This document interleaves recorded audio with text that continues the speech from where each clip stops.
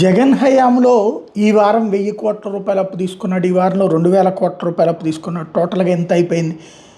అది కూడా తెలుగుదేశం చెప్పిన లెక్క 14.5 లక్షల కోట్ల రూపాయలు అయిపోయిందని బ్యానర్ హెడ్డింగ్లు పెట్టి మరి రాస్తూ ప్రతిరోజు ఫ్రంట్ పేజీ కథనాలను రాసుకొచ్చినాయి. ఈనాడు కానీ జ్యోతి కానీ లేకపోతే వాళ్ళకి అనుకూల మీడియా దాని మీద డిబేట్లు కూడా పెట్టి పెద్ద ఎత్తున చర్చలు నడిపేవాళ్ళు. అయితే ఇప్పుడు వాస్తవం ఏంటి? ఇప్పుడు సాక్షి ప్రొజెక్ట్ చేసుకొస్తుంది. సరే, మంగళవారం పూట అప్పు తీసుకోవడం అనేది చాటుగా ఏం జరగదు. తాజాగా నిన్న మంగళవారం నాడు 4548 కోట్ల రూపాయలు అప్పు తీసుకున్నది ఆంధ్రప్రదేశ్ ప్రభుత్వం. ఇది ఒక ఆస్పెక్ట్ అయితే, ఈ ఏడాది మొత్తం మీద బడ్జెట్ అప్పు 98,088 కోట్లు, బడ్జెట్ బయట అప్పు 54,700 కోట్లు అన్నటువంటిది ఇప్పుడు వీళ్ళు ప్రొజెక్ట్ చేసుకొస్తుంది. 7.09% వడ్డీతో 4,548 కోట్ల రూపాయలు తీసుకున్నాను. 98,088 కోట్లకు బడ్జెట్ అప్పులు చేరినాయి.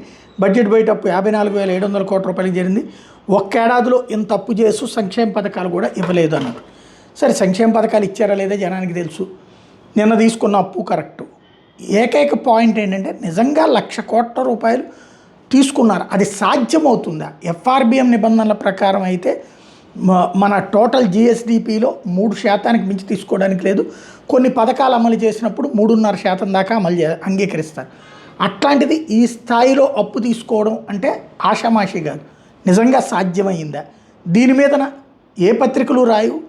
ఆర్థిక మంత్రి ఏమన్నా సమాధానం చెప్తే అప్పుడు పాత ఆర్థిక మంత్రి ఏమన్నా దానికి కౌంటర్ చెప్తే అసలు నిజమేంటో జనం తెలుసుకోగలుగుతారు.